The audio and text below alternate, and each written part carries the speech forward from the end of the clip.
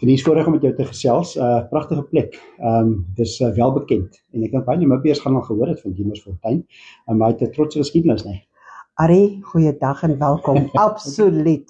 En julle kom in die middel van die warme tyd, ons noem dit Hellington at Diemelsfontein. Ja, maar daar is daar maar 'n lekker koue rozytjie ook so hier en daar wat ou kan skink, en 'n koue wit wyntjie, maar dit is so, maar kyk, die druiwe moet ryp word, né?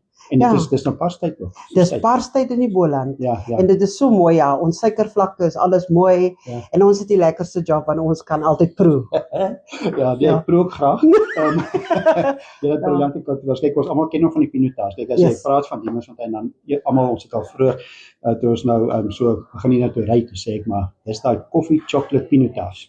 Jy het hom 100%. Ja, dit het julle bekend gemaak eintlik. Absoluut. Kyk, hy's 'n derde generasie plaas. Diemelsfontein. Wine and country estate, baie fancy, en ons noem dit Diemelsfontein, the home of Thokozani. En Thokozani beteken celebrations in Zulu, en dit is ons groot transformasie storie, wat nou al 22 jaar bestaan hier by Diemelsfontein.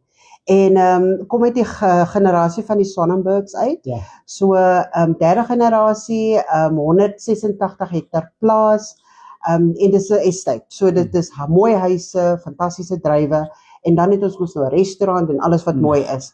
En ek dink wat vir my baie aangenome is, en ek is al 22 jaar nou op die plaas, is dat ons het die reis saamgestap, en dat toe die Sonnenbergs kom hier, en ek het nou nie David se voorvaders soos sy oupa Max en Richard en David leer ken. Ek ken David nou, hy het my mentor geraak, het ek besef die liefde wat in hierdie net dryf ingegaan het, hoekom hierdie fantastiese wyne ontwikkel was. Ja, absoluut. Ja, dis 'n voorreg, nee, wat jy het dit van naby gesien, en dit is 'n gemeenskap, dis 'n gemeenskap van Wellington, gemeenskap van die Parel, dis lekker as die wêreld ook kom kuier, nee.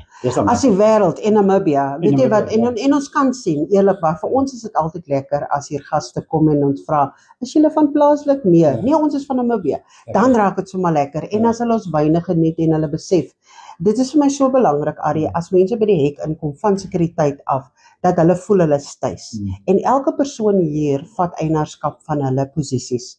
En ek sê altyd, jou titel is een ding, maar die menswees is die ander ding.